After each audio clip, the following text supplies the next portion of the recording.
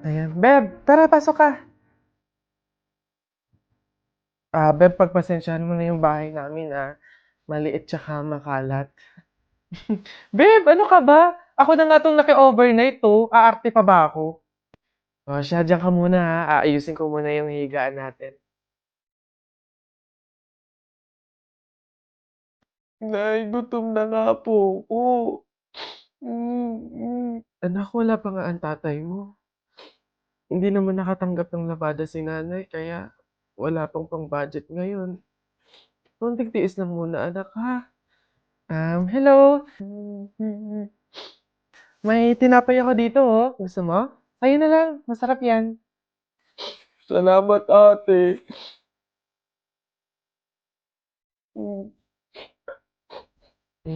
Beb, eto na yung unan tsaka yung kumot na gagamitin mo.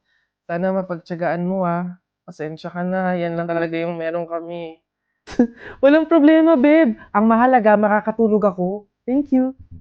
Beb, tara, kain muna tayo bago matulog.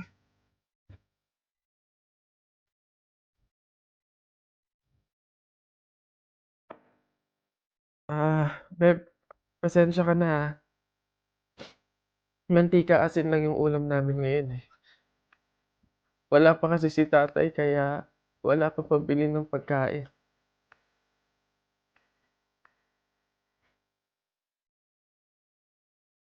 Sobra akong nahihiya sa'yo, Beb.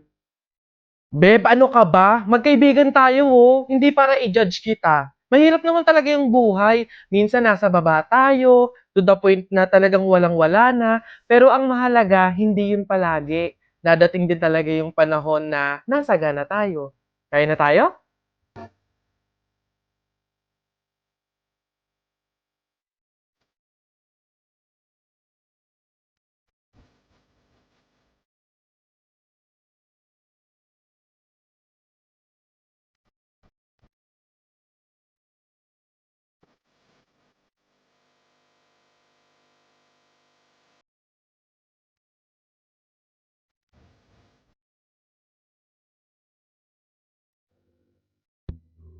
Renz, may sasabihin sana ako sa'yo, eh. Meryl, bakit? Ano yun? Tumigil ka na sana sa panliligaw sa akin. Ha? Bakit? May nagawa ba ako? May dapat ba akong baguhin? Ano gagawin ko? Wag mo naman ako patigilin manligaw sa'yo, Meryl. Bakit ka pa manliligaw kung jowa na kita? Ha? Totoo ba? Hmm. Yes! Thank you! Woo! May jowa na ako! Uy! Huwag kang maingay, nakakahiya. I love you! Mahal kita.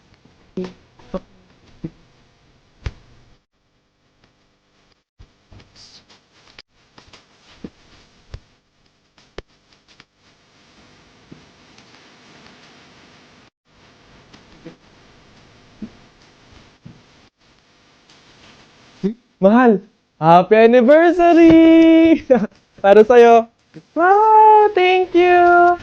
Thank you for loving me, for choosing me.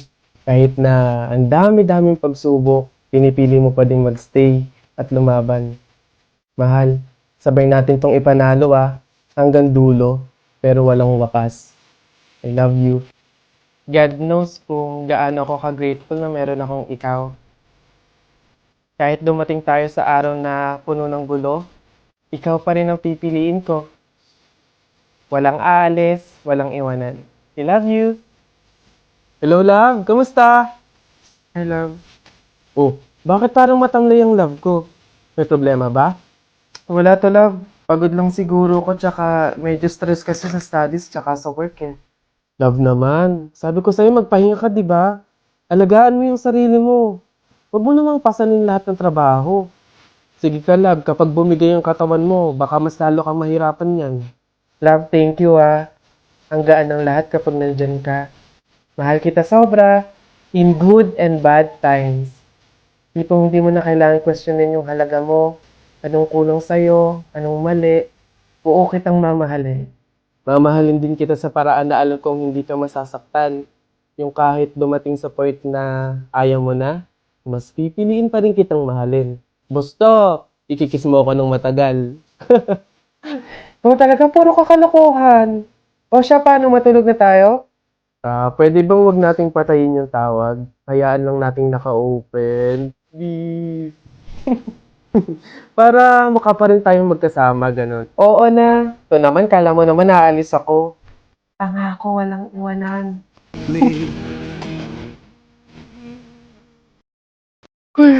Oh, tita. Hello po, tita. Napatawag po kayo. Bakit po? Iho? Anak? Tita, bakit po kayo naiyak? Ano po nangyari? Anak, wala na si Meryl. Ha? Tita, paano pong wala? Ano ba nangyari? Iho, hindi na siya nagising kaninang umaga eh. Anak, wala na. Patay na si Meryl. Paano patay? Tita, wag naman po kayo magbibiro ng ganyan. Kausap ko pa lang siya kaninang madaling araw sa tawag. Bago kami natulog. Ay, ibig sabihin, paano nangyari yan? Hindi pwede.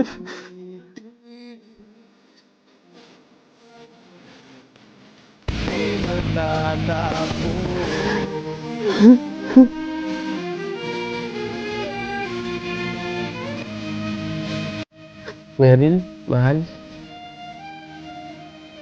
Bangon na dyan. Kala ko ba walang iwanan? Sabi mo pa nga, hindi ka alis, di ba? Nangako ka nun eh. Pero bakit ganun kadali mo kaming iniwan? Alam mo, kung alam ko lang na mangyayari to, sana sinamahan na kita palagi. Salamat sa pagmamahal, Meryl ah. Habang buhay kong dala-dala, na merong ikaw na dumating sa buhay ko. So wala ka man sa piling namin. Mananatili kang buhay sa puso't isip pa namin. Mahal na mahal kita. Hanggang sa muli, mahal ko.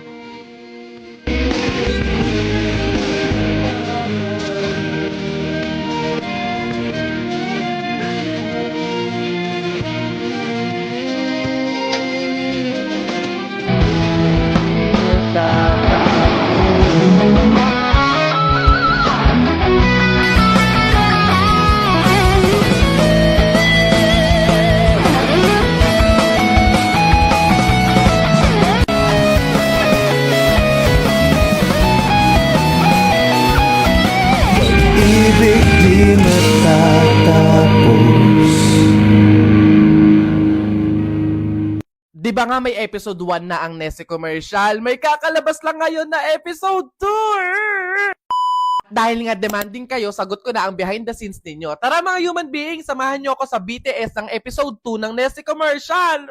Kung talagang human being kayo na tutok sa mga ina-upload ko, makikita nyo doon yung behind the scene ng episode 1. So, eto yung kaduktong nun kasi meron naman kaming shoot kinaumagahan, kinabukasan ng episode 2. So, kaya nagstay na lang kami dito sa Manila at dito kami nag-check-in sa hotel na to. Nakakapagod naman talaga. Akala nyo ba ganun kadali mag-shoot? 15 to 30 seconds na ipi-play sa inyong lahat pero buong araw namin yung shoot. Gusto nyo ng room tour? O, eto, saglit lang. So, ayun nga, ang ganda nyo, doy talaga as in. Nakakalungkot lang kasi hindi namin siya nalubos. Hindi man lang kami nakapanood ng movie, nakapagbanlaw-banlaw, nakapagbabad sa bathtub. Kasi naman, imagine nyo, alas 12 na ng madaling araw kami naka-check-in. Tapos gigising kami ng 5 a.m. Literal na natulog lang talaga kami, day. Hindi na naman lang namin nalubos. Pero kasi alipin tayo ng salapi, nagtatrabaho tayo, so kailangan nating sumunod. Magandang umaga mga human being. Kahit naman talaga tinatamad siyang bumangon, kulang pa siya sa tulog at gusto pa niya magstay sa hotel ng 1 week. Eto yung masaya dito na lang kami bumawi. So ayun, may free breakfast after namin kumain dito. Sinundo na ulit kami ng service on the way.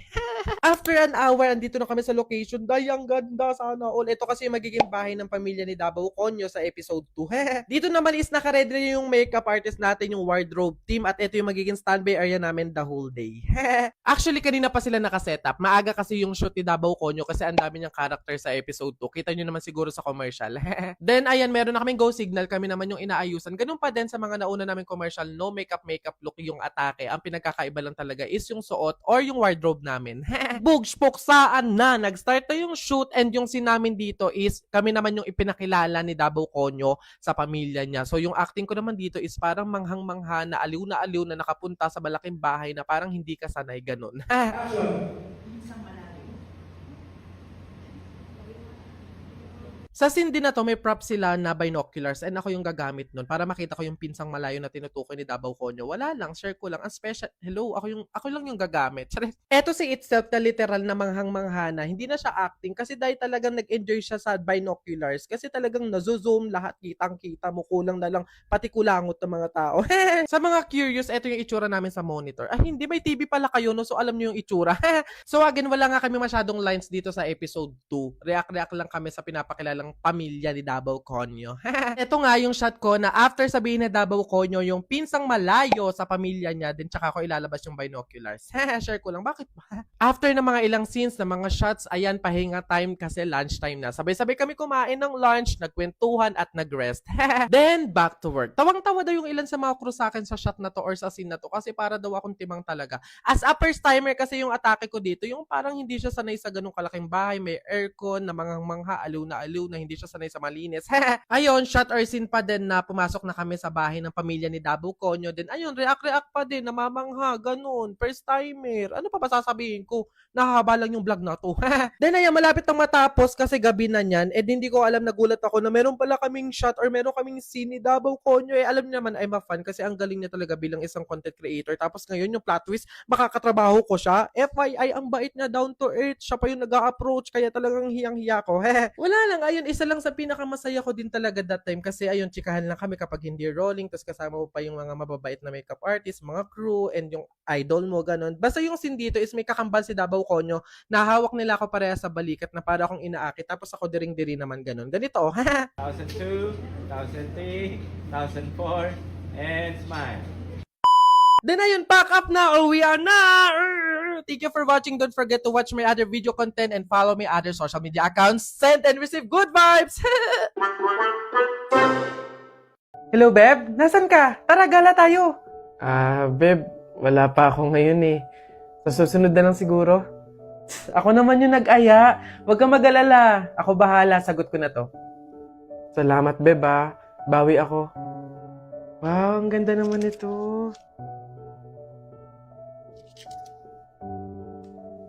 Kaso ang mahal pala. Wag na lang.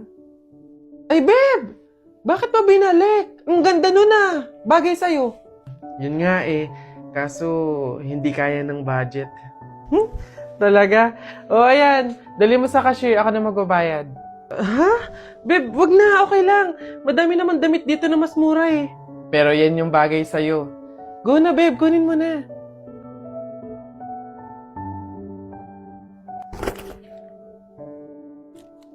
Ate, baka po may pera ka po dyan. Pambili lang po namin ng pagkain ng kapatid ko. Ay, naku. Wala din kasi ako ngayon eh. Mahirap lang din kasi ako. Pero meron ako ditong tinapay. Ayan, paghatian nyo na lang yan ha. Tapos meron ako ditong konting barya. Pamasahe ko dapat to, pero maglalakad na lang ako. Malapit lang naman yung bahay namin dito. Ayan, pagkasahin nyo na lang yan ha. Pasensya na ha. Salamat ate ya. Kahit ikaw na mismong wala, magbibigay ka pa din. Huwag kayo mag-alala. Kapag ako sumakses, padadalan ko kayo ng supply ng pagkain. Yung marami para hindi na kayo magugutom. Gusto niyo yun? Nay, tay, may dala po akong ulam tsaka 200 cash. Rumakit pa ako kanina. Nay, tay, pasensya po kung yan pa lang muna ah. Wala yun anak. Malaking bagay na yun sa atin. Kami nga tong nahihiya at sa ganyang edad mo eh, tinutulungan mo na kami sa pagdadala ng buhay. Malay nyo sa susunod na racket ko, sumakses na, di ba? Magkaroon na tayo ng pang-grocery, pangbayad sa mga bills, panggala sa labas. Aayon din po sa atin ng panahon.